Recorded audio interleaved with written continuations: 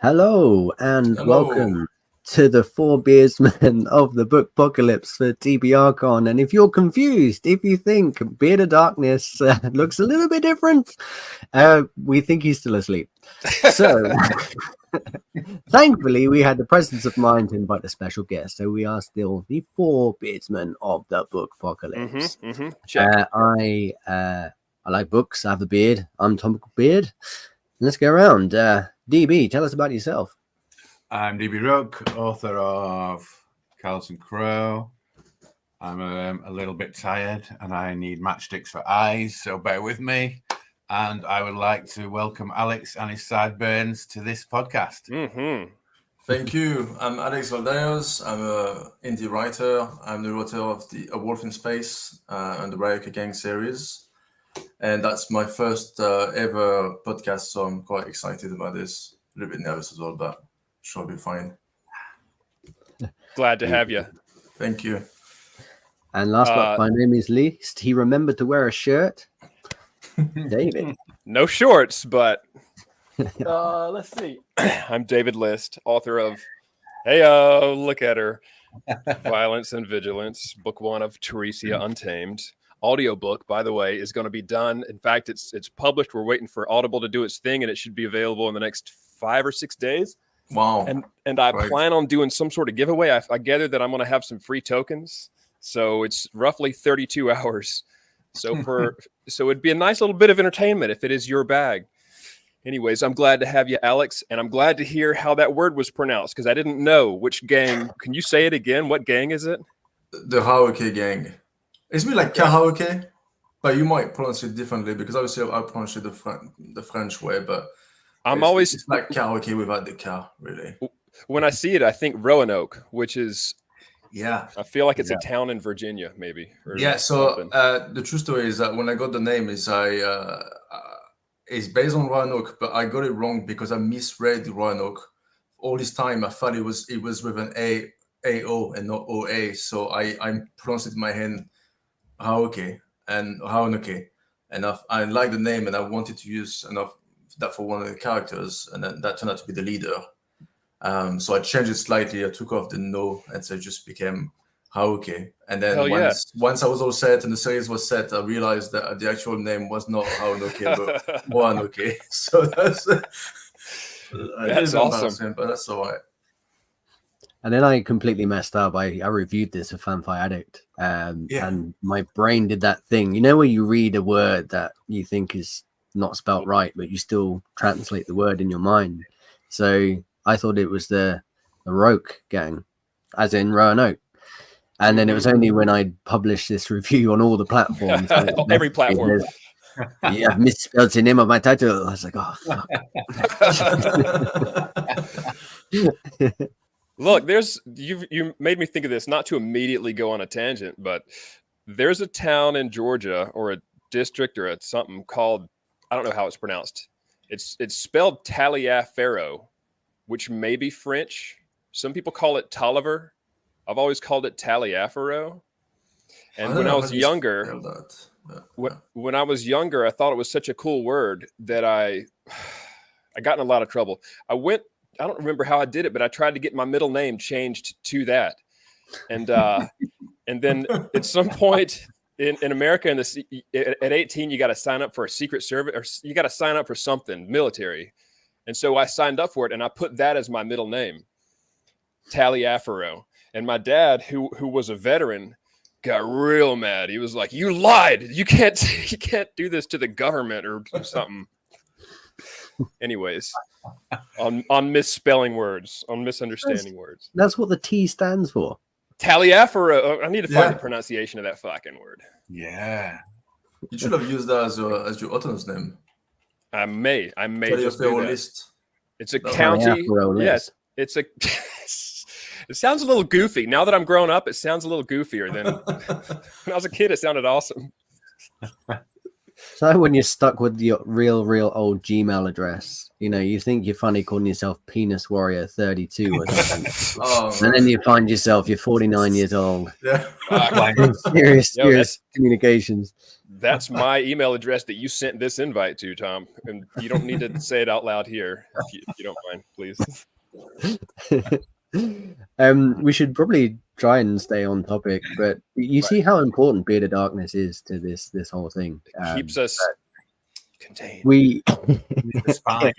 He's with us in spirit somewhere. He is. He's with us in beard. He's with us in beard. Maybe his beard is so entangled now that he can't actually get to his computer, and he's struggling. And if that's the case, Matt, we understand. We've all been there, buddy. It's okay. We won't it. We've all been there. I was there just this morning. We normally like to start off with a question, and I can't remember who asked the burning question because this was our Christmas episode, which seems like yesterday, but actually was quite some time ago. But our burning question was, what weapon from sci-fi and fantasy books would you most like to wield? And because I'm moderating, Matt can't pick me to go first. So I'm going to nominate Taliangelo or whatever the heck. Taliangelo, that's it. God, you had to pick me. I had a lot of thoughts about this. When I was coming up, my love of fantasy, a lot of it came from the appendices of the Silmarillion, where he gives you the ways that he named all the places with the prefix meaning something, the suffix meaning something. So I would find a stick in the woods and I would name it something crazy. I think though Foehammer was my favorite sword from The Hobbit. However, all that to say, I've bypassed all those to go shameless. There's a weapon in here. There's a weapon in this book called Oakner. And this is mildly spoilerish, but in the second scene that we know what Oakner is, we learn it's not a person, it's a weapon. And essentially, not to go full spoilerish, it's made of blood iron, which is a very forbidden, cursed, illegal method of essentially reducing a population down to a weapon. And the way that it's done also enchants the weapon to make it really thirsty for blood. And the more blood you give it, the stronger it makes you. So I would choose Oakner. It's basically a polearm. So it's a long stick with a blade on the end. And the blade has some notches in it that are not very practical for a weapon. The stick of Taliangelo. Look at the comments are already just popping off. Anyways, it makes you there. It is. It makes you better in combat. Now, does it make you also crazy and a murderer? Yes, but if I'm going to hold a weapon, I better be good at it. And that's my answer. That's my long-winded answer. Nice. That's a cool weapon. Thank you. Nice. Alex, yourself. I thought it was Tim's. It was Tim. Tim McKay is the one who asked this. Apparently so. Yes. Thank you. My weapon it's not really a weapon actually, but I thought a lot about that question. And the one thing I would love to have is from this book, How to Be a God, and that's the defense system. So I'm a bit confused because I read this twice and I watched both films and they slightly differ. But if you know the story of this book, they are Russian scientists who observe a world somewhere where they live in medieval times, and the people there are extremely violent and they slaughter at will. They live in mud. It's very dirty, and they infiltrate the world, and each scientist becomes a lord, and they live in different areas, and they have this kind of how do you call this little crown there with a diamond in the middle, and this diamond is like an electric force field that if somebody hits them, And this is where I'm not sure that's in the book. Somebody hits them, the person that hits them gets electrified. There's an electroshock that shocks them, but I'm not sure, again, it's in the book. I think it's in one of the films. But anyway, it's something that protects them. So even if it doesn't electrify them, it does protect them, so they do not get injured.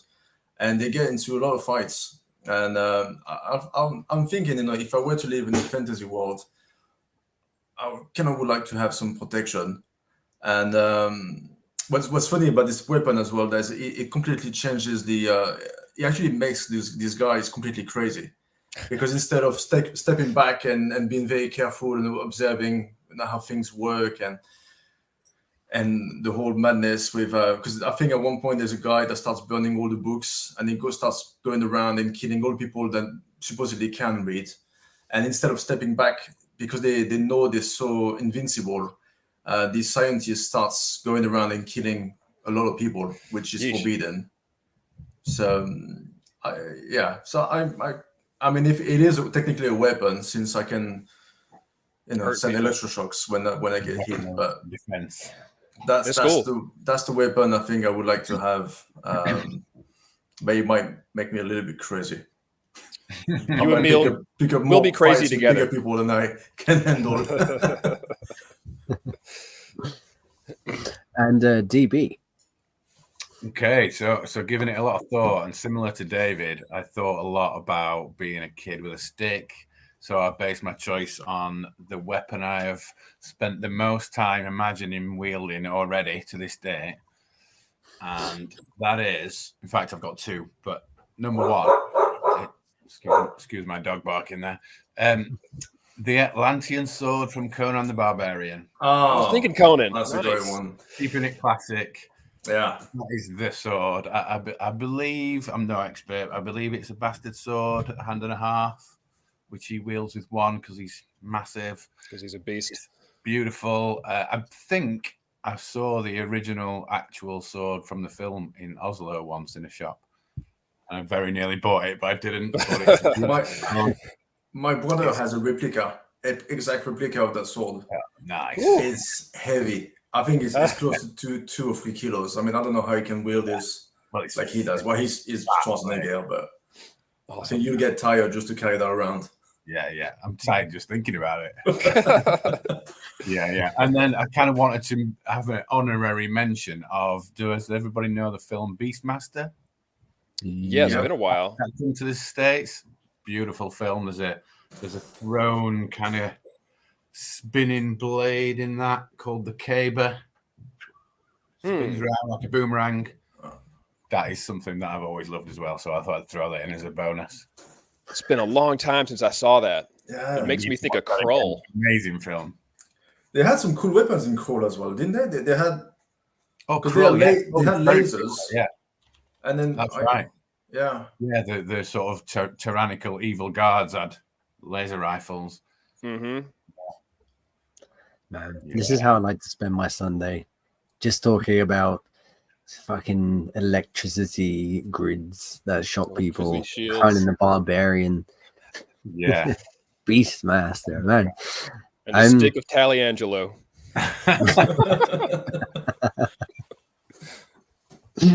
Yeah, I picked two. So I like to go one trad pub, one indie pub, and trad pub. It's got to be Sting. It's got to be. Nice. It's got to be something that glows in the dark, whilst like shank an orc or two. Just for that classic feel. It doesn't even look like that great a sword, especially when you watch the films. But it looks a lot lighter than Conan's, though. That's true. That's true. I think if you were like running forward with your Conan sword, and I'm here with like the Hobbit sort of short blade, and I might get a complex, but at least mine would glow in the dark. At least yours glows. Yeah, exactly. Indie pub though, there was a really cool couple of books by D.A. Smith, and he wrote this. A little bit like a Ronin-inspired Kill Bill kind of fantasy, and it's all katanas and magic swords and demons. Really cool series of books. It's called the Banesword Saga. Book 1 is The Blood of Outcasts. And in that book, he introduces the Bane sword concept, and essentially it starts off as a normal sword, and then it absorbs a soul into it. And this is such a harrowing process, and it's so like inherently evil, but it's a fucking cool sword with like a soul inside it. And it's so evil, so reprehensible that even the main character in the book refuses to use it. And I just figured that sounds like a cool sword that I would probably take it off her hands and use it myself. On a Another cool book. evil. I will be looking for that book. Yeah, it's great. Blood of the Outcasts. That's book one. He's done two. I can't remember what the second one's called off the top of my head because I'm very befuddled with illness. But the series is worth checking out. And as always, guys, or Tim McKay, if you can think of a cool question for us next episode, drop it in the comments, send it to us on the socials. And yeah, we'd love to answer at the start of our next episode. Thank you, Tim. Now, we took all this trouble to boot Beard of Darkness off the Beardsman podcast to get him here. So we welcome our special guest again, Alex Valdiers. You have a book that's literally just come out this week called A Wolf in Space. For those of you who don't know it, it is a space Western fantasy. It's very, very good. And Alex, tell us about your journey up to this point. How did this book come to be? Oh, it took a very, very long time. Not that I've been writing the book for 20 years, but I've been writing seriously since I'm 8 years old. Basically, I'm going to be 36 this year, so that's 28 years where I've decided I'm going to be a writer. So I finished my first novel at 16, I think, and from the time I was 16, I started sending out my novels to French publishers because I'm French and there's no agent system in France, so you send it straight to the publishers, and then they reply to you within 6 months. So it's quite long. Yeah, and it's all. I mean, that was back in the day, but it's still the case today that you have to send an actual manuscript printed out. Oh, so God. That cost a fortune. Wow. Yeah. So I sent maybe 4 or 5 novels. The fourth one gathered some interest by a good publisher, but it was sci-fi. It was a great story about something completely crazy called The Inner Game, a little bit like Shutter's Island, where I'm not gonna get the whole plot, but basically when you read it, you don't know if the guy is crazy or if he's actually right. And there was in Shutter's Island, you have two different versions, either crazy or he's right. In that book, he had 3 of them. So that was I spent a lot of time writing that book, about 2 years, and I sent it to the French publishers. A good one sent me later back saying, "Why don't you come to see us in Paris?" So I took a train from Lyon, and I sat there in the meeting, and basically the meeting was, "Your book is great. We really like the writing, but we really don't like the speculative elements. So if you can just rewrite the book without all of that, we'll take it and just make it a regular thriller." And I hate thrillers, so if I can't. I mean, I want to write fantasy and science fiction, and they're like, well, there's no market for it. I mean, nobody in France writes fantasy and science fiction, and if you do, you're gonna sell 50 copies. And they say if you do, there's one publisher that does fantasy and science fiction, but they mostly do reprints or translations. So I went to see them with a book, and they were like, "Yeah, the book is great. We don't really like the way it's written. You might have to rewrite it because it's overwritten." So okay, but you're gonna sell 50 copies, really. So I thought, okay, if there's no market for it, I think I was 24 at the time. I gotta go where the market is. So I left everything behind, moved to the UK. And I've been trying to write in English since then. So that took me quite a while to get my English level to where it was in French. It's still not there, and it won't be because the sensibilities of the language are different, especially the narrative style. We really have different ways of using POV and narration. So that was a little bit complicated to relearn how to do it. But yeah, so that's why it took me basically 10 years to get the first book out ready. The book itself it took 2 months to write, but because I did so much preparation for it, and then once I started writing it, I was writing 5K a day. For wow. Yeah. So not every day, but like 3-4 days a week, and that was quite fast. But so that's quite a long journey. Which now, I mean, not that I'm in the right market. My skills are there, and then they're getting better. I mean, that's gonna go much faster now. So I've got one more book coming out in June, July. That I'm just finishing editing, and then I'm planning a 3 or 4 book series within the Raoke Gang. That's gonna probably come out, all of them maybe next year, maybe one of them this year. So potentially 4 books in the next 2 years. Jeez. Yeah, I gotta write fast. Got to catch up, huh? Yeah. That's impressive. That work ethic and that dedication. It's almost Yeah, like it's that 10 was not years easy. and you're making up for lost time. Yeah. Yeah. I mean, I knew when I left France and thinking, okay, because my literary level in French was quite high, but it was also very dated because we still stuck in the classics in the 19th century. So the way of writing was a little bit stilted. And I knew it was crazy that I would never be able to write as well in English as I would in French, especially since, if I'm honest, I actually failed English as a single language in school on my final exam. Yeah, English sucks. Yeah, but so yeah, it was crazy. I did it anyway, and then I went with it. And there's only a few times I found you're nuts. You just wasted your 50 books a year you could sell in France for this. So you might never sell any book. But yeah, no, it's I mean, it's in a good position, and it's gonna get better. And this book is, I mean, it's really fun. It's written in the first POV, so obviously when you write in the first POV, you can get away with a few inaccuracies, a few mistakes here and there, and just, you know, it's just, this one is more about the story and all the white things that go in there. Yeah, that's it. That was the journey. Do you see you reviving that story with the inner game? I mean,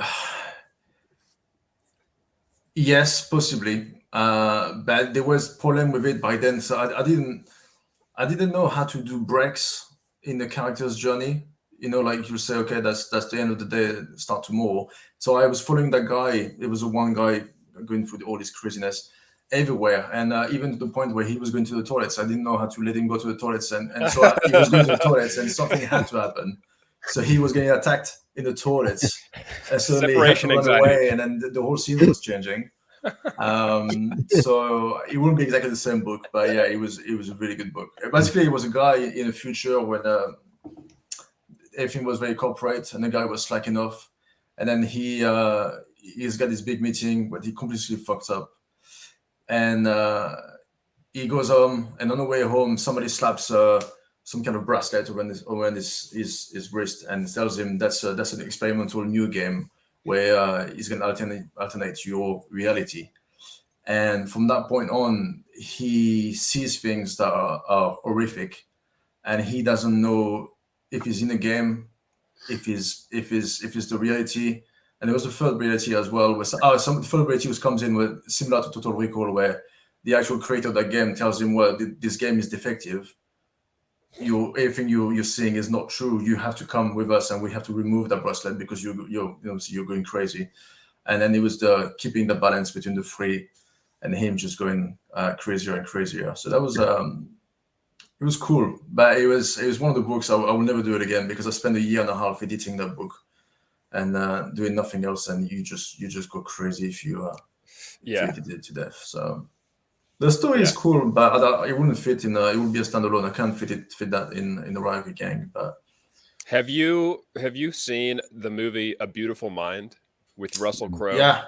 Yeah. So it's similar to this. I watched that movie one day. We had gone out the night before and gotten shit-faced drunk, and we woke up the next day. We didn't open the curtains. We didn't get off the couch or wherever we had fallen out, and we just turned on that movie in a hungover state.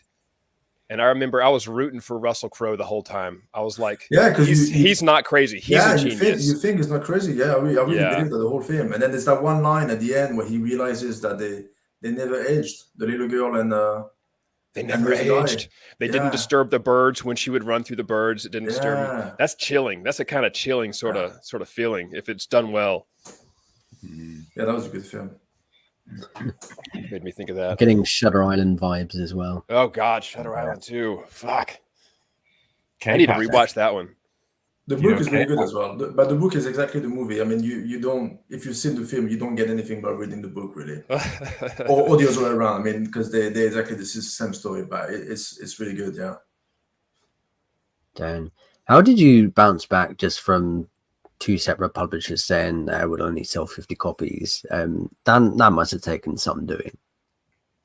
In what way? You mean mentally? Yeah. Well, it was really hard. I mean, I got really, really angry. I went to see more publishers. When I got that, it was a phone conversation with the second one, and I got nuts. And I went to Paris and I went to all the publishers, because a lot of publishers still have shops and you can actually go in there and hand over your manuscript. Huh. So I hate all of them. And then one of them actually started reading, opened the book in front of me, read the first page, and it's science fiction, and just threw the book on the floor. What the fuck? The manuscript. Oh. Yes. Oh, come on. Alex, I had heard French people were mean.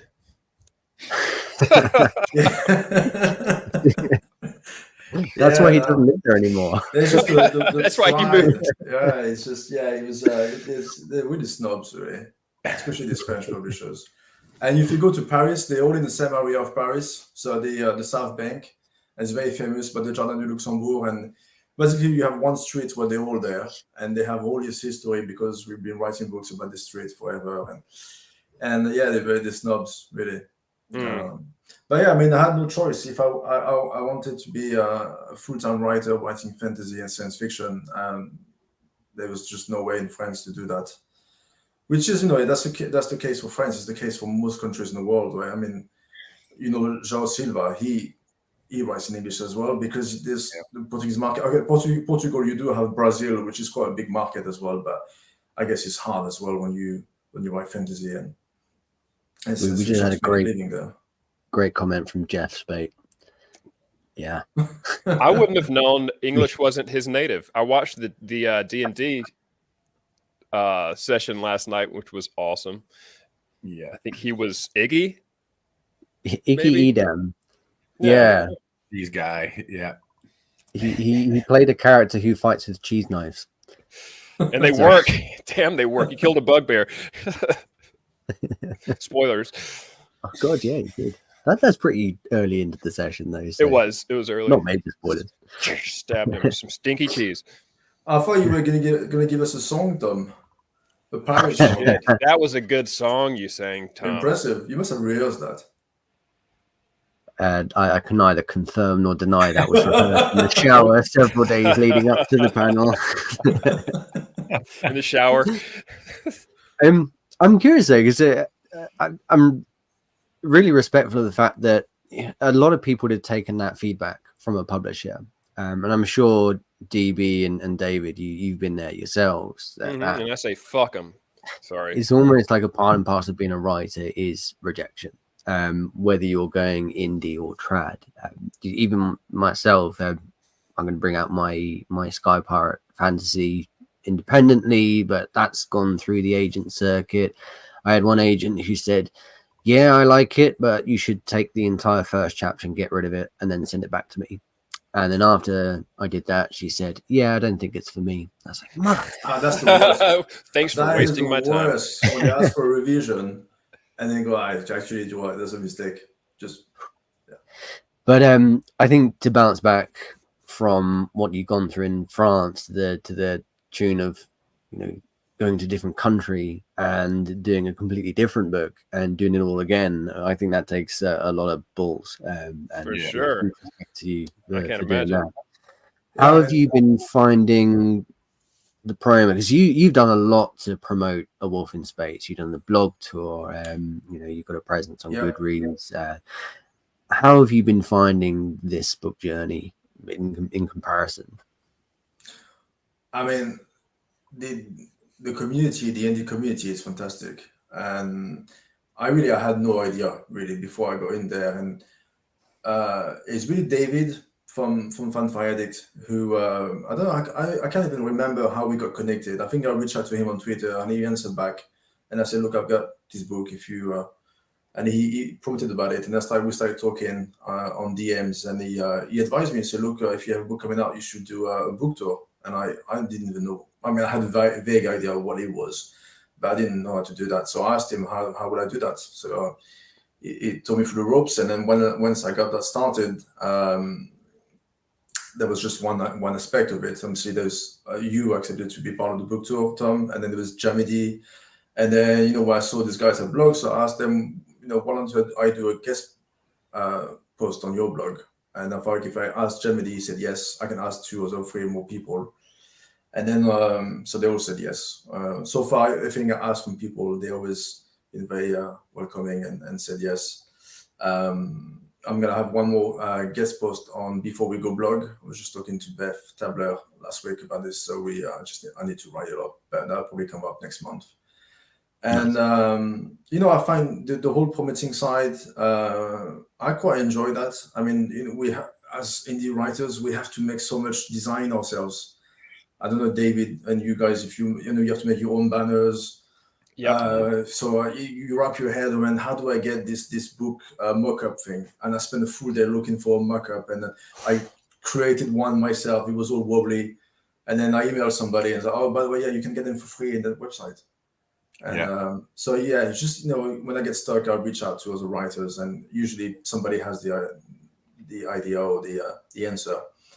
And I quite enjoy doing all these little things, which I completely understand. Some people find it daunting, and some people wouldn't not have the skills to go and do all these designs, and just won't have they just won't be interested in doing it. But it's very expensive if you outsource everything that you have to do. So we try to keep costs down to the bare minimum, which is basically editing and cover. So I mean, it's a fun. I like to have the 2 hats. One side you do the marketing, and one side you do the writing. You're just finding the right balance where when you need to switch to be a writer, and when you need to switch back to be a marketer. So obviously, I think everybody has that. I got a comment on that. I have not successfully switched back from marketer to writing full time, and V&V dropped 6 months ago. It's like tampering with the plot for book 2, and I have book 2 is essentially written. The whole plot's done, and about 80,000 words are done, which is not half of what it's probably about a third of what it will. I mean, it's a fucking behemoth, but yeah, the struggle to what I need is I've seen commercials for those little timers where you set it to an hour and then you do a task, and then it makes a noise, basically, okay, move on to your next task. And then I could do marketing, do the Twitter, do the attempted, whatever to market book 1. Yeah. It's tough. I'm quite obsessive by nature. So if I start in marketing mode, that's all I think about. That's it. Yeah. Finished, and then suddenly there's like a half a book. His hand up going, what about me? What about me? Very difficult. It is. Plate spinning. And then, there's always something else to do. So you do all these things, you do all your Twitter, and then, I'm going to do that as well. And then once you start it, there's something else that comes up. So yeah, it's endless. You're thinking you got to do this for an hour, and that's it, the whole day's gone. And, you've gone ahead, you've done good things for the book, but you have not written the next book. So it's tough. I think I found where my very worst moods originate from. And that is if I feel like I'm not making progress on either marketing or writing, and it goes on for 2 or 3 days or so, I just start getting, Matt! Good morning. Morning. Here he is. Oh, we got no volume. Wait, you're muted. We found him. We found him. Now we've started. Can you hear me now? Beard. Right. So Let me turn your mic on, my dude. Hold on. Look at him. He said host. There he is. Wait, now you're off. Hit your switch again, Matt. There you go. You're good. There you are. Okay, good deal. All right. Sorry. And so All right, we can start. Man, so last night my I had a couple interviews yesterday. So me and my wife dropped my kids off at my dad's and so we got a call at like 7:30 this morning that he was like throwing up and shit. So this has been kind of hectic morning. So I'm glad I'm here now. Alex, man, I've been looking forward to talking to you. My brothers, my bearded brothers, I've been always look forward to hanging out with you guys. So again, I apologize I wasn't here when it started. Matt, let me catch you up. Please, thank you. Let me catch you up real fast if I can do that. God, I'm gonna be terrible. I'm the worst person to have offered to do that because of ADD. we discussed our weapons of choice. Oh, okay. Which we can summarize real quick for you if need be. We also discussed Alex's writing journey, and to summarize it, God, I'm real brave for even attempting this. He started writing when he was 8, but I'm also trying to show how good a listener I am in case my wife watches this. He started writing. He started writing when he was 8. Went to some French publishers when he was 9. I'm kidding. He had some books done. He had some books finished. He went to some French publishers. Did not make a lot of progress. Not enough. Mm-hmm. And he moved. He moved out of France. Moved to England to get good at English because he knew that he would need to have English to get into a sci-fi fantasy market, which is what he was aiming for. So literally fucking moved countries, spent 10 years getting good at his craft, and now he's dropped his, starting dropping books. Now he's catching up. Yes. Yeah, that's about it. That's a good summary. So this does make me realize we've gone into this real in-depth personal journey about Alex. We haven't even asked him what his book's about yet. We have not asked about the book. Okay, I'm happy about that, man, because Alex, man, I've been so looking forward to talking. I mean, you reached out to me and Tom and I'm pretty sure the other guys too, like a long time ago. Yeah, I think you had like 50 subscribers. When I reached out. It was really like, September or August even. Yeah, so it was quite a while. So I've been looking forward to this. So I'm glad you haven't really went into much other than it's important your process of getting here, which is crazy, man. Like I knew that you were from France or, as an ignorant American, not America, He's from not America. He's one of those. You're from not America. So that's the ignorance coming from me. But that's my favorite thing about this, what we're doing here is culture, man. So I caught some really fun stuff last night with Tom in it, and this TBRCon has been really cool. It's awesome to watch. So to be a part of. Speaking of culture, Matt, were you around for what the T stands for in David List's middle name? No. Somebody else summarized that. Okay, here we go. So there's a county in Georgia called Taliaferro, although some people around here pronounce it Tolliver, but I don't know. No, America. I don't know the actual pronunciation. But when I was a kid, I thought it was awesome. So I tried to change my middle name to it. And after some goofs and gaffes, I got in trouble with my dad and potentially in trouble with the government because I lied on a form about my middle name. But I'm starting to think maybe that is fun. Well, sometimes it can be. So I'm thinking maybe that is what the T stands for. And I'll have to figure out how you actually pronounce Taliaferro. It's probably nothing like that. How do you spell this? Taliaferro. Okay. I feel like we all need to work Taliaferro in our next books. I'm not going to say what I thought you said that word was. Please do.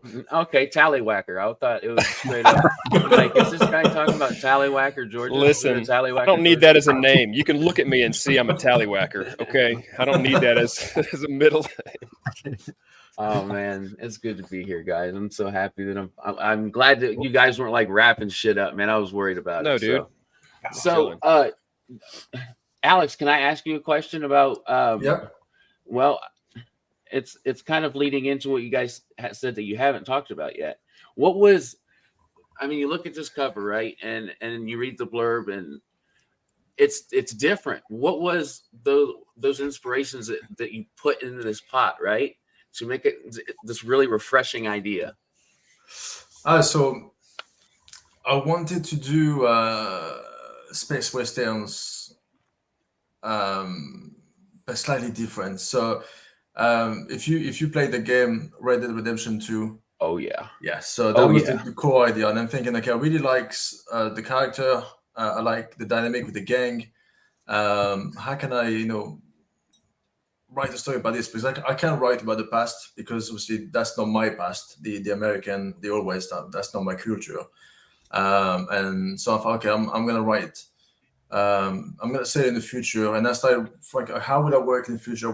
How could they have a Western setting in the future? What would have happened for us to have a Western setting in there? And then from there, the whole history came together, where basically the whole universe is the Earth came out of, the humans came out of Earth, but not united. So on one side you had the Red Fleet, which was basically all the communist countries, so Eastern Europe and China, and with Japan is in there, and then the whole of Southeast Asia. And so they had their one army, and on the other side, the West had their own army.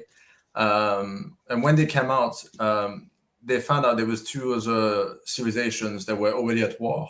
So one of them is called the Uri, and they are half machines, half man. So they have two brains, one organic and one AI. And they were at war with another species called the Psychans, who are humanoids, but they are slightly bigger and more powerful than men are. And what happened is they were fighting on one side, and Earth came out and said, okay, there's trouble there. When they realized Earth was there, they started attacking Earth, but these guys had enough firepower to push them back. But on the other side, from the other side of space, some people went exploring, and they realized there's a massive space called Zygmunt space, and Zygmunt space is thousands of worlds deep. And basically, the civilization that lived there was so advanced a long time ago that they decided the best way for them to live was to revert to a time where there were less technology. So they basically live in medieval times, and they have these guardians that they've created to keep their country safe. So basically, they guard the outer world. They block anybody from. They're like robots that are over, and it's spaceships, and they just block anybody from entering the planets with fire weapons or technology that's too advanced. So the humans went there, and they were quite welcome to go there, but they cannot enter the planets, or they can enter if they don't have any technology with them. So what happened is they started, the ones that didn't want to fight with these two other civilizations, they started creating colonies over there, and they started creating colonies in space. So they started living on moons, creating space stations, and yeah. So we've when the Wolf in Space starts, we are quite a few centuries into that colonization, and we have this ecosystem where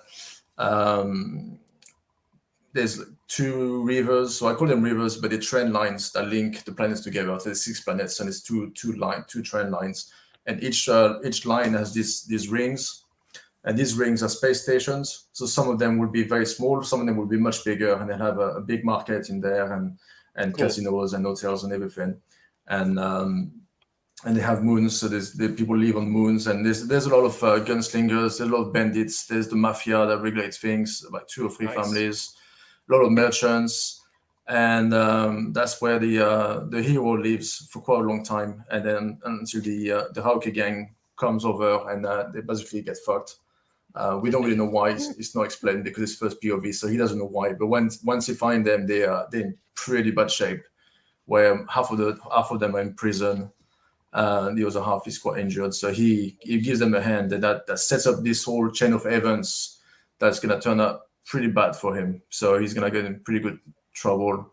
There's a massive train heist in space in the middle where awesome. Yeah, so that's about it. There's a lot of things going on. So no, that's why I asked, because it's like it was like in my head, and again, you guys have been reading fantasy and sci-fi and doing this thing a lot longer than me.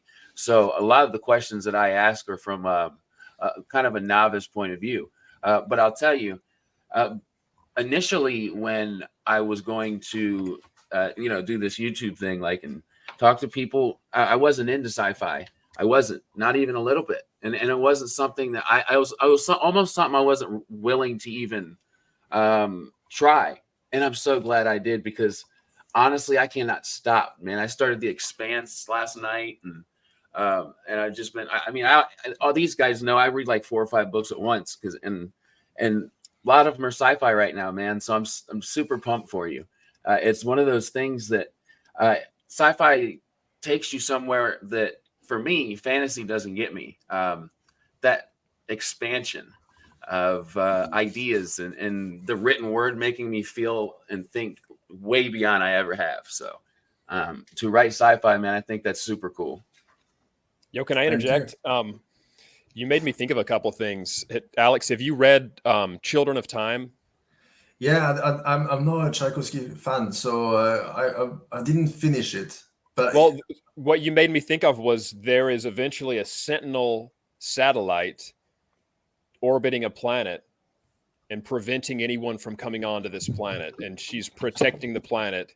Is that the spiders? Is that the spiders? It's the spider planet. Yeah. Okay, she's protecting the spider planet, but if anybody gets close, she has this kind of like a weapon you cannot contend with, some kind of freaking like plasma laser that is just, faster than light or light speed or whatever. And she issues a warning without any kind of, possibility of negotiation. And then she'll just rip your ass apart if you try to come within range of it. But also space Western, I can't not think about Firefly. Have you seen the show Firefly? Yeah, I've seen it after I wrote the book. Okay, because I'm like, that's a good answer. That's probably the best answer. That way nobody can say, "Oh, you ripped off all this part about the thing." No. I wrote the book, and then I thought, okay, I don't actually know any space Western. I didn't know that much. So I thought, okay, I need to know my shit. So I went to look for all the stuff that were slightly related to it. So I still have to watch Farscape. I haven't watched Farscape either, but I haven't either. It's quite similar. And Farscape's sick. So Firefly is a Western sci-fi? Space Western sci-fi. TV show. TV show. Yeah.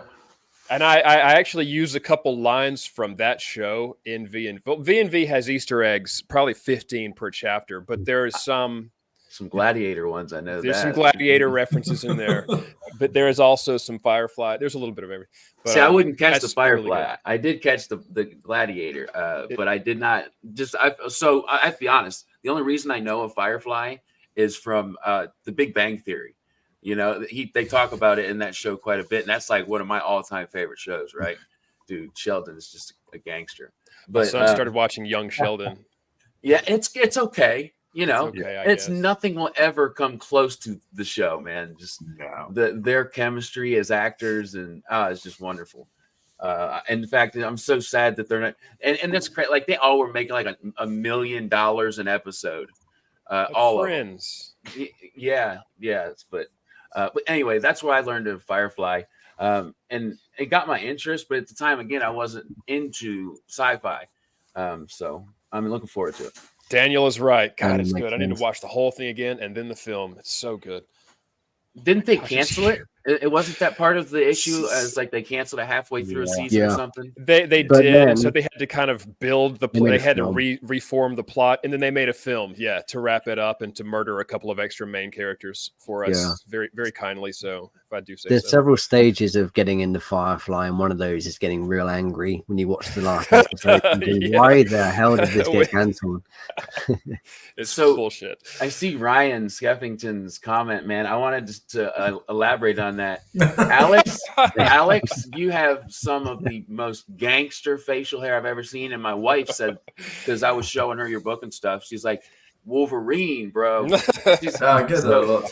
That's awesome, man. If I can say the truth, so the real inspiration is not Wolverine, but it's also an X-Men. It's Gambit. Because Gambit's got this, so he's not beard, but he has this black mask, and it's covering half of his face. And Cajun is French. There is some overlay. Yeah, it's so cool. I always love it. It was my favorite one as a kid watching the cartoon. Man, You that made me think of the X-Men, cartoon's theme song right now, the which is an X-Men amazing theme song. cartoon was absolute fire. Yes, it was. What cartoon was it? X-Men. X-Men. Oh, yeah, of course. That's my singing. There you go, Tom. Now, Nice. It's wonderful. That actually brings me to a question I did want to ask Alex. I know it sounds weird because it's a space western, but there's a lot of what I picked up to be autobiographical stuff in that book. Like you've put so much of yourself into the main character. Was that always the plan, or did that just happen as you were putting this book? So initially, I thought, okay, the main character was based on Arthur Morgan from Red Dead Redemption 2. So I played the game 5-6 times, and I started analyzing, why is this character so good? What makes him so good that he's so loved and you can really relate to him. Even though you can play different ways with it, you can play very evil, and you can also be very good. But I started trying to find what made him so good, and so I highlighted a few things. And I thought, okay, so he's somebody that won't get bullied, no matter what happens. Anybody bully him, he cannot be bought. He does collect some money, but he won't do things just for money. He's always willing to help people, and it's kind of things like I want to have a character based on this. And when I started writing the book, I'm thinking, fucking hell, that's a little bit too close to Arthur Morgan. I don't want to rip off Arthur Morgan. So I thought, okay, this guy actually is a little bit like me. So I'm just going to move the character a little bit to be closer to what I have. And to give him more depth, I use some of my personal experience. So I added the fact that, okay, he's going to be partly Southeast Asian. So my family is French, but half of the family is from Laos. So I added that part of it. You will be a Laos immigrant, but you had to be immigrant to the US because otherwise you will not speak English. So I made that move. But I did move him to New Orleans, which if I'm not wrong, it is there's still quite a lot of French-speaking people in New Orleans. So that did make sense. Hey, somebody in the chat could absolutely answer that for us. That being Mr. Where did I see John Mr. Douglas. John Douglas is in New Orleans. He's in the dirty South. He's in the dirty South. I don't know how much French he speaks, but He's skipping on down the bayou. In the bayou with the alligator jambalaya. Listen to that radical. The French there is weird. I love finding videos of it on YouTube. Finding those I do as well. They're like rednecks, kind of like messing with snapping turtles and alligators in the swamp and stuff. Oh, and the way they speak as well is very. It's a little bit funny. It's like that mix of like redneck and French. Redneck it's old French. Yeah. It's kind of like Appalachian is a little bit of redneck and Irish kind of. Yeah, we call that's that where Creole. I'm at. Creole, that's right. Like Creole is a little bit different. It's more the islands. So Creole I might be wrong there, but Creole for somebody who doesn't know is basically if you four guys are prisoners and all the guardians are French and they only speak French, and if you want to speak like them, you're gonna pick up some words and you're gonna start speaking French, but it won't be real French. Creole is pretty much this. It's pretty much French from somebody who doesn't speak French, who try to speak French. So they have the whole vocabulary is French, but they pronounce it slightly differently and they have slightly different grammar. But if you, for a French person, if you do focus, you can speak Creole with them. They will understand what you're saying. It's very interesting as a language. Can I ask how old you were when you learned English fluently? So. I failed my final exam in school for English as a single language. So I failed the test. I was 18, and so my English was all right, but not amazing. But when I was 18, as soon as when you're 18 in France, you're considered an adult, and when you have your final exam thing, you're free to work everywhere. So as soon as I got that, I took a plane and I went to Australia, and I lived there for a year. Awesome. So 18 to 19, that's when I learned English. And then I came back, I spent 6 months in England, and then I came back to France. So I went to Belgium to study for 2-3 years, and then I came back. And I didn't really study though. I started a course in Belgium And then I pretended to be going to classes when actually I was just writing all day for 2 years. So yeah. Well, you passed the test, man. You're fluent, my friend. I've been living in the UK now for 10 years. So I've been here for 10 years. So yeah, so as an adult, it is very hard even just to learn normal, like say, well, for me, writing, if I would have started, we're more malleable as a younger man, right? So learning a language and becoming fluent as an adult is very impressive. It's different to be fluent and actually writing to a level that is literary in English is completely different. I think I'm not wrong, but who was the Polish writer? Andrew Witcher for The Witcher. No, the one who lived in the UK that wrote the duel, Heart of Darkness. Joseph Conrad. So he was okay. So he was Polish and he wrote all his books in English. And apparently he had an atrocious English when he was speaking. His English was awful. He had a very strong Polish accent and he was making lots of mistakes, but he did write some of the greatest books in English. Heart of Darkness, The Duel, there's another massive one. English is really messy. English is sloppy. English is lazy. Melting pool. Do you know the biggest problem I have in English that I get wrong all the time is sometimes you don't have to put the determinant in front of a word, like the French language or French language, and like les or la or whatever. Yeah, so in French you have to do it all the time, so it's not confusing. You have to put that all the time. You have to put the French language. You can just say French language. I had forgotten that I took French in high school until that fucking moment. I failed the shit out of it. Well, I had that's kind of why I asked. I did Spanish. I didn't do French because it just sounded really, really hard. It is hard. And in high school, let's face it, I wasn't worried about passing. I wasn't either. I was worried about passing a blunt. But yes, dude, yeah. So I was in English or Spanish class with Mrs. Luque. And then we had a French teacher, and they would come together, and she would speak fluent French. Miss Luque would speak fluent Spanish, and they would go between languages and switch. And I'm just like, man, that's incredible. So I am jealous. It was cool to see. I really struggle to switch back languages, so I cannot speak English to a French person. If I know that person speaks French, I can't speak English. I think that would make sense. I mean, that's what you learned, and that's what but when I have meals with my family where they all speak French and my wife doesn't speak French, I don't translate anything. So I just switch to French, and she just has to put up with it, which is quite awful. But they're talking about me.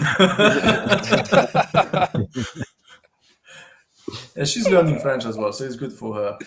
Learning the hard way. Where is she from? She's Hungarian.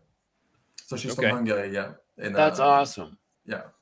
So I do learn a little bit of Hungarian as well. So we go there 5-6 times a year. But it's probably the hardest language in the world. Huh. It's got no common roots with any other language. So there's no common vocabulary. You cannot, bullshit your way through a sentence because there's no similar grammar or anything. So Hungarian is the actual language. Yeah. Okay. That's all. I love that. I love that kind of stuff, man. And in my head, because I'm awful at geography and stuff, I'm just like, oh, that's like German. It's something over in that area. So they all speak. It's underneath Germany, so it's middle, right in the center of Europe. Beautiful place. They have beautiful castles and beautiful countryside. Sign me up. This is what word association just happened in my brain when you were talking about Hungarian being the hardest language. The hardest dragon that they had to fight in that Harry Potter flick was a Hungarian horntail. Ooh, really? He was the toughest dragon in the Tri-Wizard tournament. I love that. That was what I associated just then. That's how cultured this podcast has become. We're talking about multiple languages. The chat is going into a real critical analysis of the Creole language. Yeah. Creole Mandarin's going on. Meanwhile, me and Matt with our one fucking language. Yeah, exactly. English.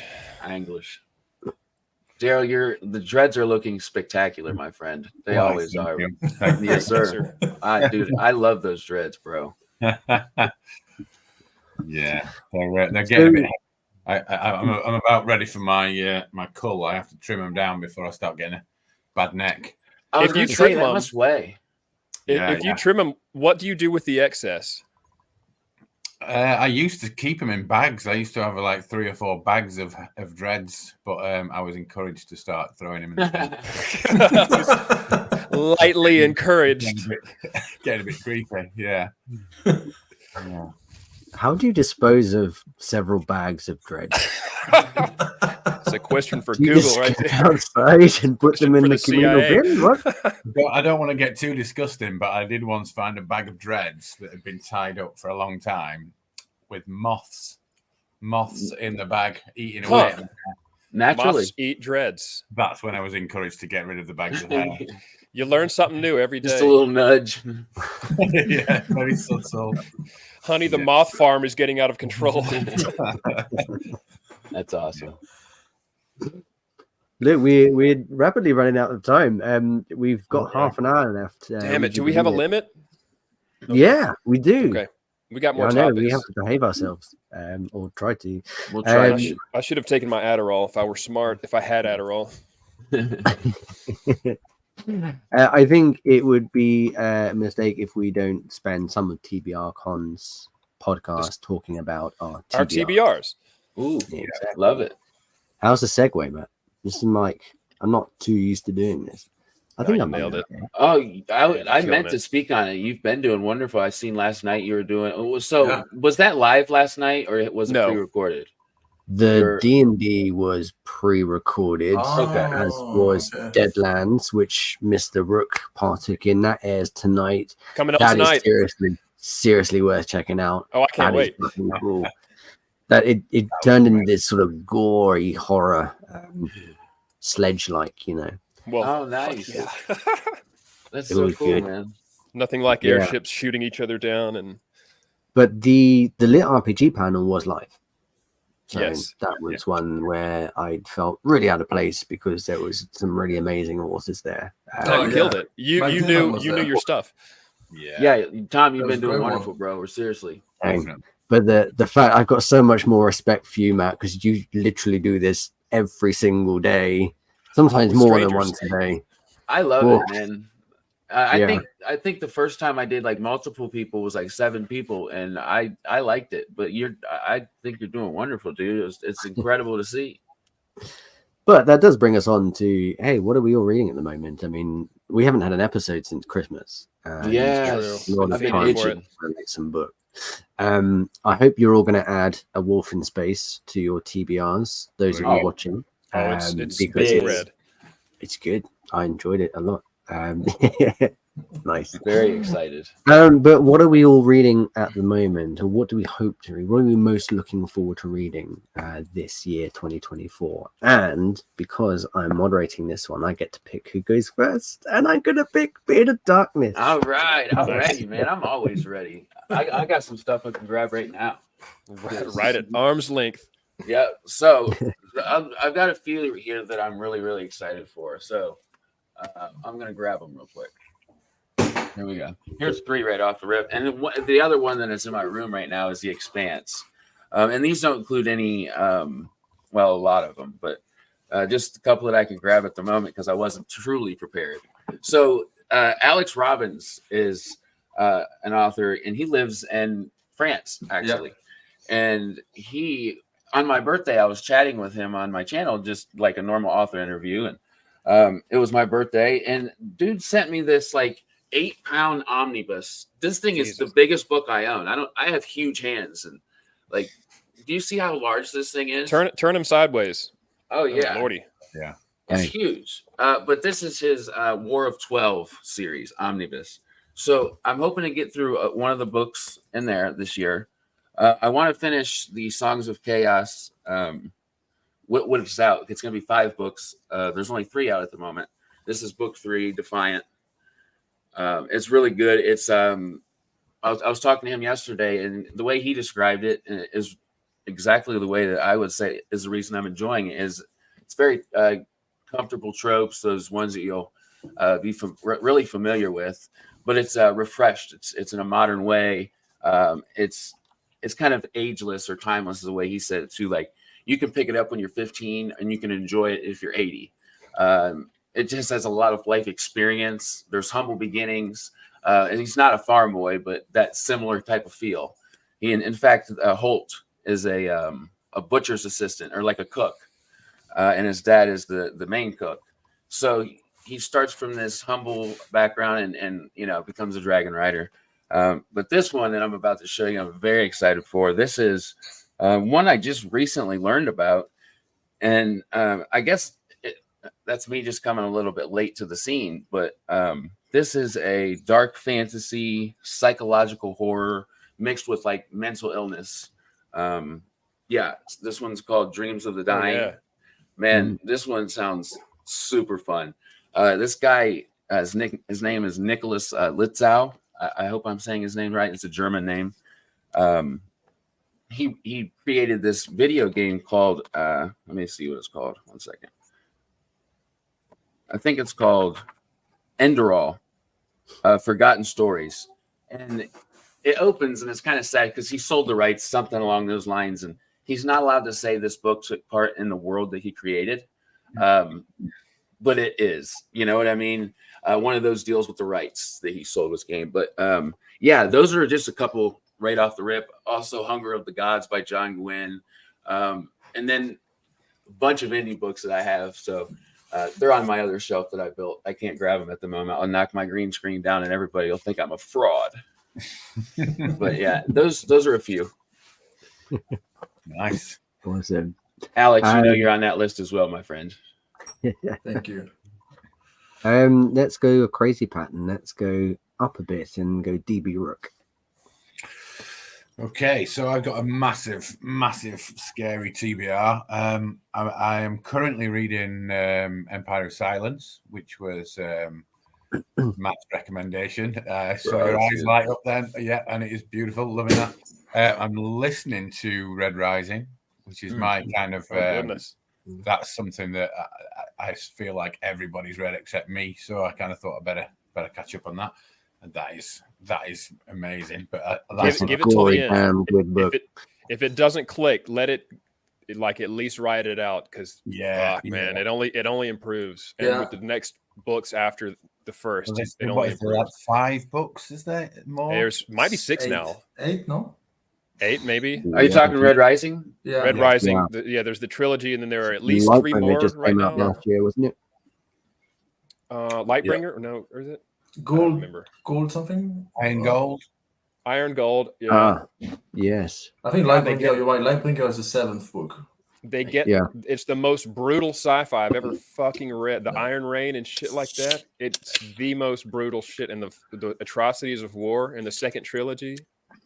Daryl, if you're reading, I'm starting to. I've got a lot of experience on audio, and the different experience is really interesting because, like, you don't get to fill in the blanks in your own imagination, do you? You get told what the names are and how to pronounce them, and different concepts. Whereas when you read, your kind of brain sort of fills those blanks in. So I can't go to a book now. Now I've started it on audio, which is a really strange. That is interesting. But yeah, so moving on, my actual TBR choice, which I've not started yet, I've just picked 2. Let Sleeping Gods Die by David J. West, which is, I think, a little bit obscure, but it's a kind of weird Western Lovecraft mashup. Lovecraft Western, 2 of my favorite things. Yeah. Very good. And Undead Samurai by Baptiste Pinson Wu. Oh, yeah. That's meant to be great. Yeah, doing the rounds. Love a bit of samurai action. I love a lot of I love historical without being too historical. I mean, we talked about this, Matt, didn't we? About our own stuff.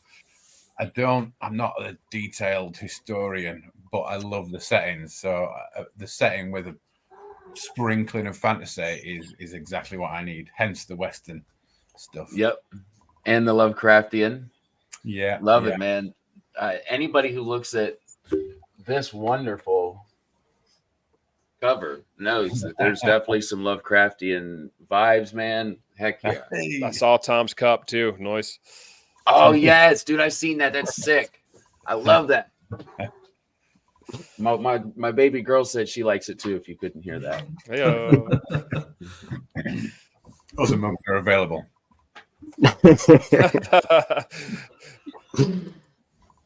Okay, and David. Sure. On my like Daryl said, I got a currently reading, which that includes Callous and Crow. God, I keep adding to it because I'm trying to stuff a lot of books in. Because when I really start focusing on writing book 2, I probably am not going to read as much fiction. I might read something, maybe historical fiction or even nonfiction, which I guess brings me to some of my TBR. And this TBR, I dug through Goodreads and Amazon and just random notes that I've written around to find what is on my TBR. And there's some fucking weird shit on here.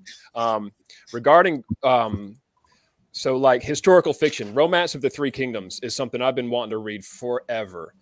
I don't know how it compares to like Shogun or that kind of thing, but I gather that it's a massive volume translated to English, but it inspired a ton of media from different countries, especially even things like Dynasty Warriors for the Nintendo, for the Super Nintendo and stuff like that, which means it'll probably have Zhuge Liang, or at least references of him, who's also known as Kong Ming, who was the direct inspiration for Torvald the Tactician, who is who dies early on. Oh God, that's spoiler. Spoiled the shit out of it. Spoiled the shit out of it. Who does really well and lives a great life. And fuck. Anyway, he's doing great. That was a joke. Cut this part. Tom, he's healthy as can be. Romance of the Three Kingdoms. Some nonfiction. I do not know. I got it on my email that I emailed myself so that I could pull it up right now. Hold on a second. I'm sorry for interrupting and messing your brain frame up, but I was curious. Too late, that sounds cool. I've been wanting to read some fantasy romance and just kind of get that experience. This one, don't let the name fool you. Romance of the Three Kingdoms is about the dynasty era of China, as I understand it. So there's no romance. Well, I mean, if there is romance, it's second to the wars, to all the fucking wars going on and all the power swapping hands and all the backstabbing and just crazy battles and like yellow turbans and things that I've been obsessed with since forever, but know almost nothing about as far as history goes. But so nonfiction, we got the 48 Laws of Power. I don't know what that is. I just found it again on a very old TBR. Guns, Germs, and Steel. That's a book about technology and things progressing, medicine and stuff progressing largely because of war, I understand. And so I feel like it'd be a good thing for me to have a base knowledge of if I'm writing alternate realities with alternate technology, alternate medicine. Like, how can people come to a similar technology level as us without having taken the same path? That's a thing I want to kind of explore in fantasy, so that it's not strictly medieval Europe fantasy. I want it to be more like Magitech armor, airships, fucking crazy business. But I want to figure out science-wise how to get there. And other things that I don't know if they're fiction or what. We got the Lesser Key of Solomon, the Infernal Dictionary, and what is it? The Witch's Hammer. There's a lot of stuff about demonology that I'm a little bit interested in. Yeah, don't really know why. Just always kind of been interested in it. It's always interesting. Coming up in the South, obviously I was raised in church for pretty much 24 hours out of the day. And so you hear a lot about how bad the devil is and all the demons and stuff, but you never really hear any detail. So I want to know how bad. Yeah. Probably going to read Dante's Inferno at some point. Oh, good luck. I've tried to go that journey and I'm stupid. I found out I'm stupid.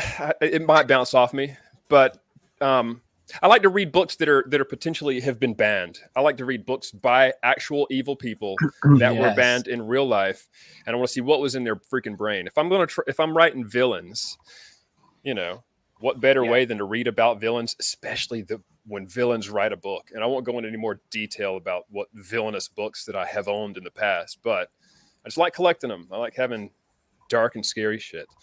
Yeah. Have you seen The Ninth Gate, the movie? The Ninth Gate sounds familiar. With I Johnny think so. Depp? Yeah. When they're hunting a book written by the devil, and there's 3 I bet copies I of the have. book, and then you're thinking, I really want to read that book. I wonder what kind of shit is in that book written by the devil himself. Like the Necronomicon. No, it's not the Necronomicon. It's called The Ninth Gate, but they don't actually read the book. They just use the paintings. It's like 9 drawings in the book, and they only use the drawings, so they never even bother reading the book, which is a bit strange. But yeah, that's one book I really want to read, but it doesn't exist. But it's really exist. Cool. Yeah, no, I dig it. If it did, it's on David's TBR. That's the long. No, I did. I just wrote it down. That's that's the long and short of what I got going on. Dang, that's a whole TBR library. That is raising the game. I can't do it to our special guest. I won't ask Alex to follow that. I'll fall on my sword.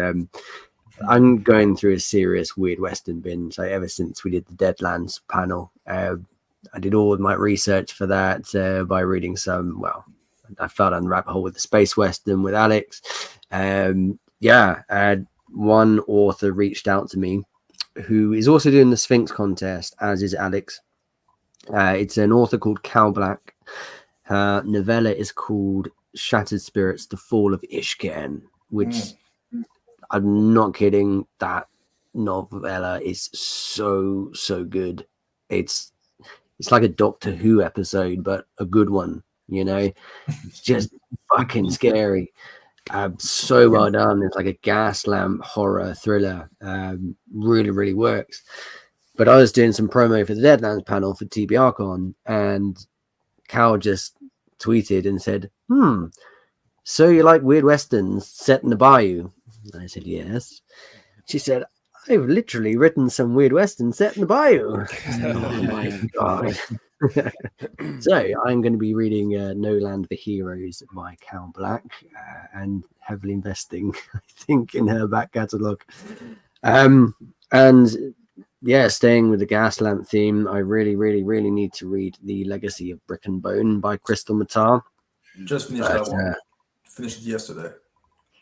Oh yeah, Man. It's a big book.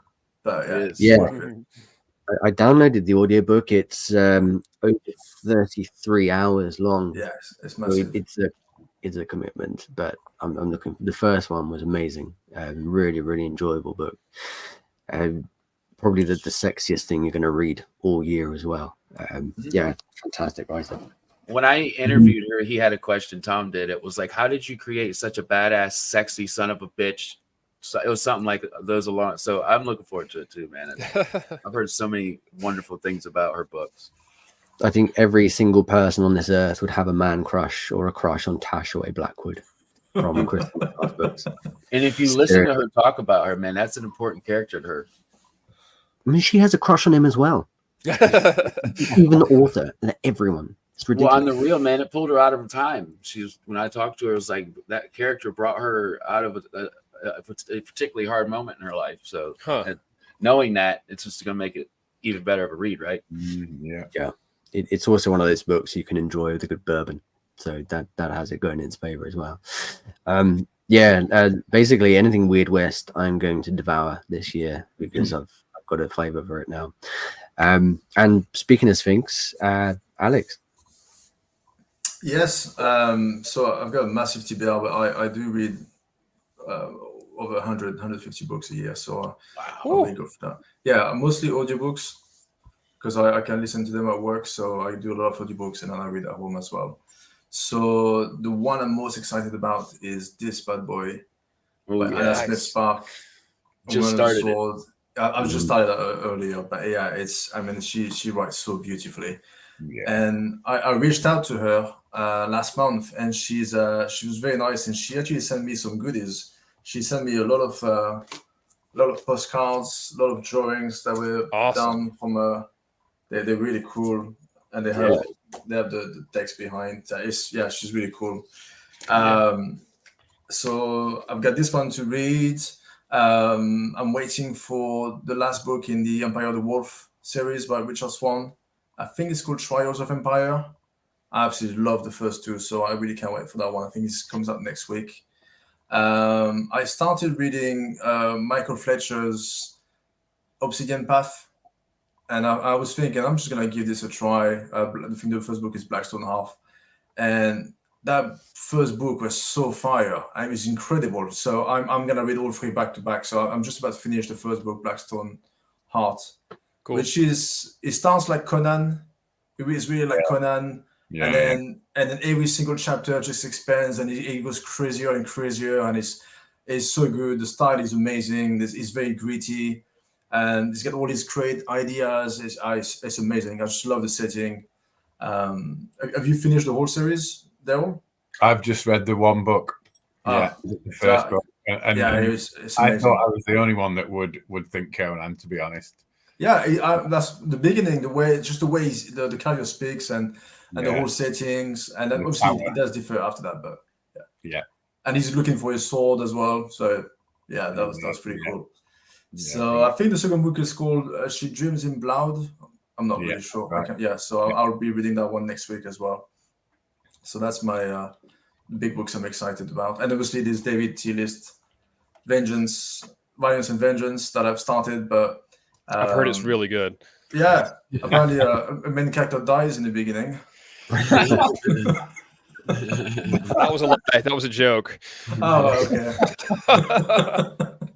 So, Alex, have you read the Empires of Dust trilogy by Anna Smith Spark? So I finished the second one, and actually, it's one of my favorite books I've read. I mean, ever. Also dark. So dying. Her writing, bro, gets 20 times better with A Woman of the Sword.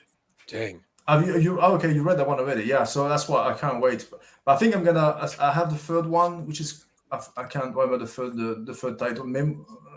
I don't remember either. I used to have them right. She sent me those Towers. Towers of Memory. Oh, it's not that. I can't remember. Oh yeah, actually I'm stupid. I've got the postcard right here. Living and Dying. Tower of Living and Dying. House of Sacrifice. House of Sacrifice. That's it. Yeah. So I'm gonna read. I've got that on audio, so I'm gonna probably give that a try on audio first, and then I will read just to do it in order. But yeah, the Towers of Living and Dying was incredible. I mean, the scenes, the imagery that she brings. Because the first one was a little bit confusing. Sometimes I couldn't really picture where they were and what was the action, and I was a little bit lost in the story. But you still got a nice journey because the writing is so beautiful. Yeah. But the second one was much more gripping, I thought.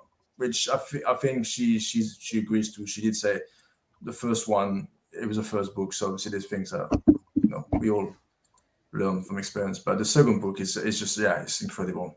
I'll probably read that one again quite a few times, I would think. Awesome.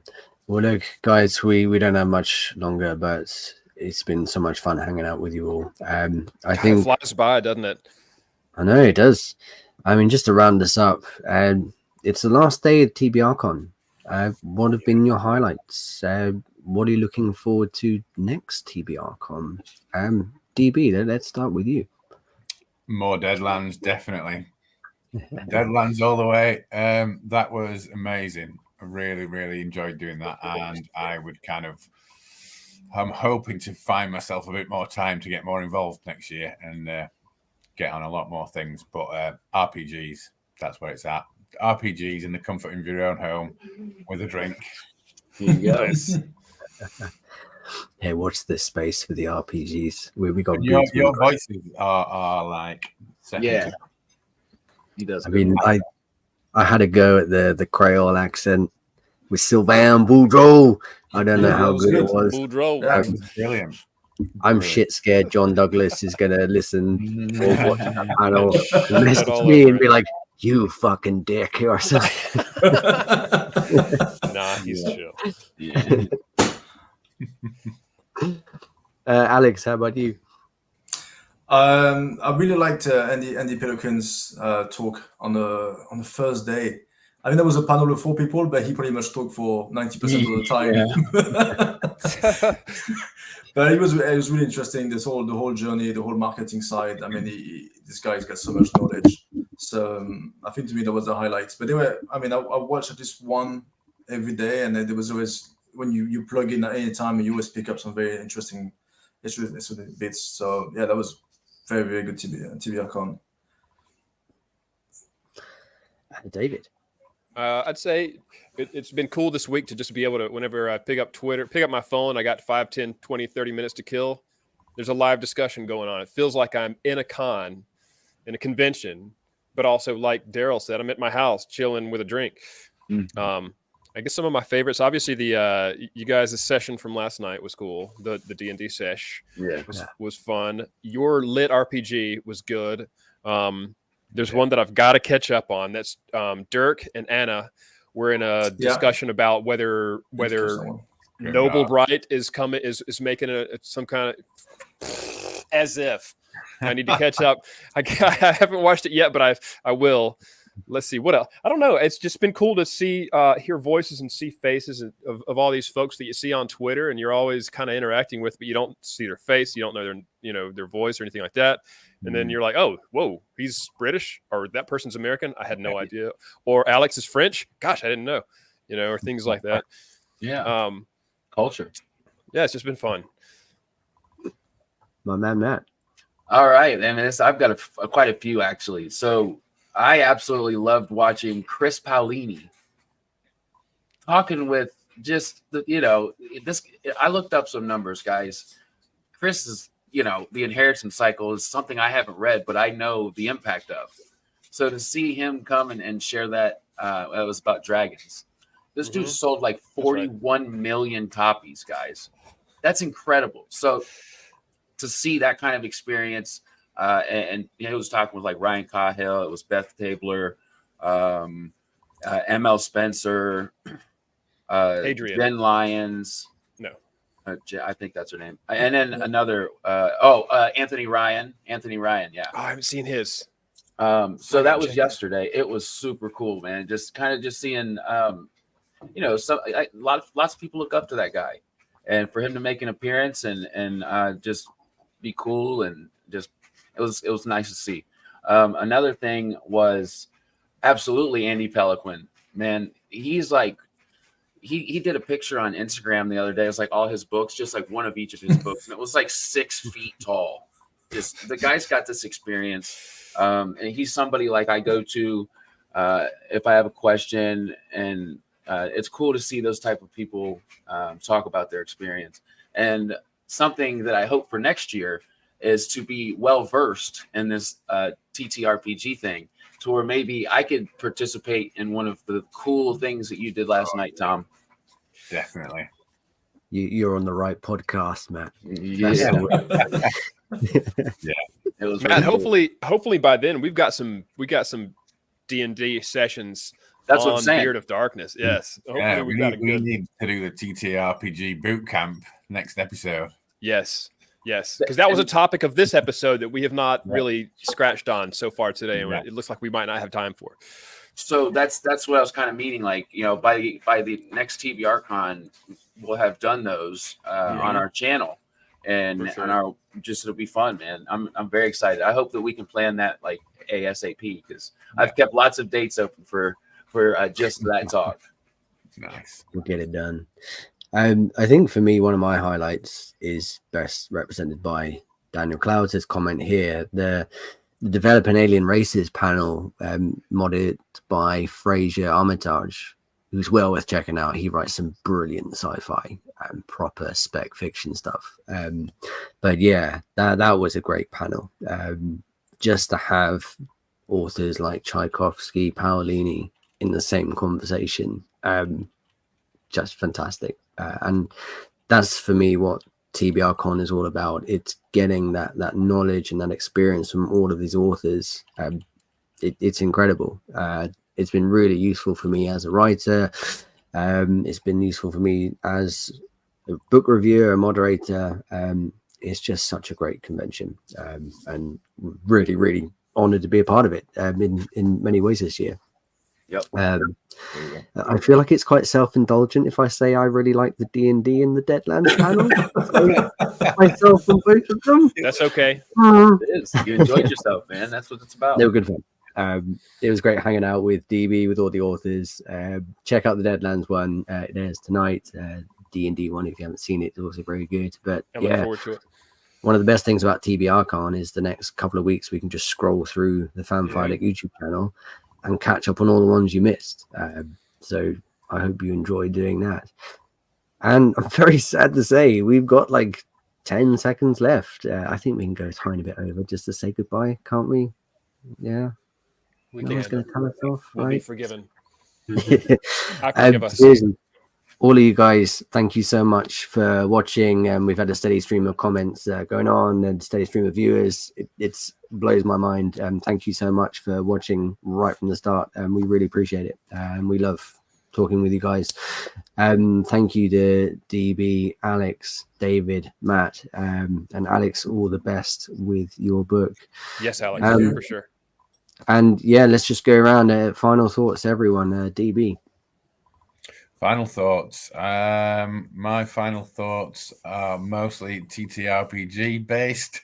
I just want to get stuck into Matt, and I want to get him on a game. Yes, that's what we need. That's what about until next time. Also, the burning questions again submitted by Mr. McKay. I've seen that. About the beards. I'm already thinking about that. That's my final thought. Alex. One more thing I forgot. One of the panels I really liked was the one with Shannon Maguire, and I can't remember what the topic was, but she was so interesting to listen to. I mean, she's got so much experience and she writes so many books. So that one was really good. I think that's one I watched live, the whole thing, and then I'll probably rewatch that again just to catch on some of the things she said. That was a really great one. Other than that, thank you very much for having me on TBRCon. That was a great honor, and I'll be reading all of your books at some point when they're written, Matt, and when yours come out, Tom. And I've got a Killers and Crows on my Kindle Unlimited, so I'll read that as well when I finish my edits. But yeah, thank you very much, guys. Welcome, dude. Yeah, David. Let's see, real quick, because I know we have no time. I have the Audible book for V&V is coming out in the next 5 or 10 days. I'm going to try to give away some on depending on how many keys or whatever that I have for it. I'm gonna try to give some away on Twitter so that you can. So I don't know, an interested party might win one, can read it. What else? God, somebody made me think of Alex. Thanks for being here. Thanks for joining us. It's awesome to have you're our first guest. If you didn't know that already, I think I've been there the last 2 shows, the first 2 shows. So yeah, that's a great honor. But our first, yes, and representing with a unique beard of your own. I did say to Tom that I do qualify as a beard of darkness. For sure. Well, yeah, and it's gradually getting darker and darker where you are. So I didn't put the light on, but we need to finish. No need. Finish in the darkness. Final thought. Ever since I started writing, whenever I'm by myself, sometimes I'm on a panel. In my head, I'm on a panel and I'm answering questions about my book. And so can I just say I'm kind of here now. It's really weird to have been visualizing. This is not exactly how I foresaw a panel. I kind of saw a thing at DragonCon maybe when I was in my imagination, but here I am on a panel at TBR, my first convention. You mean sitting next to George Martin and Patrick Rothfuss? So George Martin's over here. Patrick Rothfuss is over here. Patrick has finished his 4th book.